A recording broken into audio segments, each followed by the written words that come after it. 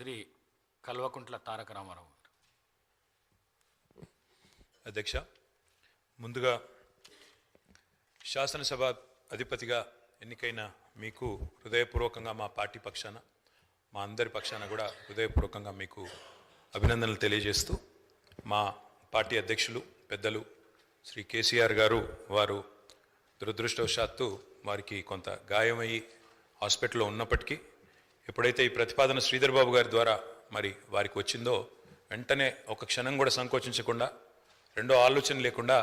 తప్పకుండా సహకరించవలసిందే అని చెప్పి ఏకగ్రీవంగా ఎన్నిక కావడానికి వారు మాకు ఆదేశాలు ఇవ్వడం జరిగింది. దానికి అనుగుణంగానే నిన్న మీ నామినేషన్లో కూడా మేమందరం కూడా పాల్గొనడం జరిగింది. అధ్యక్ష, మీతో వ్యక్తిగతమైన అనుబంధం కూడా నాకు చాలా ఉంది. మీరు 2009 శాసనసభకు ఎన్నికైన నాడు నేను కూడా మీతో పాటు సహచర శాసనసభ్యుడిగా ఉన్నాను. ఆనాడు తెలంగాణ ఉద్యమంలో కూడా మీరు మీ వంతు పాత్ర పోషించినారు. 2012 నుంచి 14 దాకా మీరు మంత్రిగా, ముఖ్యంగా మా శాఖకు మంత్రిగా, హ్యాండ్లూమ్స్ అండ్ టెక్స్టైల్స్ డిపార్ట్మెంట్కి మంత్రిగా మీరు పనిచేసిన క్రమంలో ఆనాడు ఒక సందర్భంలో నేను మీ దగ్గరకు వచ్చి, మీరు రండి సిరిసిల్లకి మీరు రావాలి, ఎందుకంటే రాష్ట్రం మొత్తంలోనే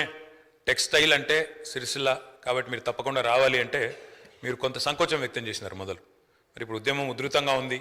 నేను మంత్రిగా ఉన్నాను, ఈ సమయంలో వస్తే ఏమైనా ఇబ్బంది ఉంటుందా అంటే, లేదు మనం కలిసే పోదామని చెప్పి ఆ రోజు మీరు రావడమే కాకుండా ఆనాడు మరి బ్రహ్మాండంగా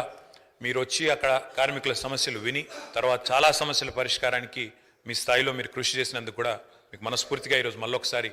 అభినందనలు, ధన్యవాదాలు కూడా తెలియజేస్తూ, మరి ఒక ఉన్నతమైన సాంప్రదాయానికి ఈరోజు మరి తెరదీస్తూ ఇతర పెద్దలు గౌరవనీయులు తెలంగాణ రాష్ట్రం ఏర్పడ్డ తర్వాత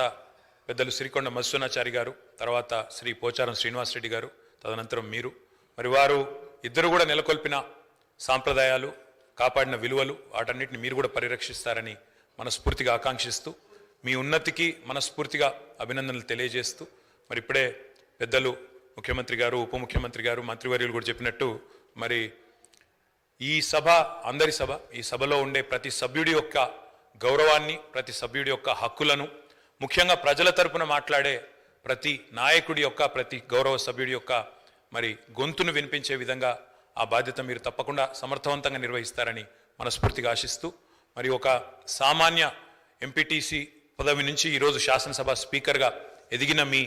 జీవితం ఏదైతే ఉందో, రాజకీయ ప్రస్థానం ఏదైతే ఉందో, ఇది చాలామందికి తప్పకుండా స్ఫూర్తిదాయకంగా ఉంటుందని చెప్పి మనసారా ఆకాంక్షిస్తూ, మీ బాధ్యతలో మీరు 100% విజయవంతం సాధించాలని మా పార్టీ తరఫున కూడా కోరుకుంటూ మళ్ళొకసారి మీకు అభినందనలు అధ్యక్ష. Thank you.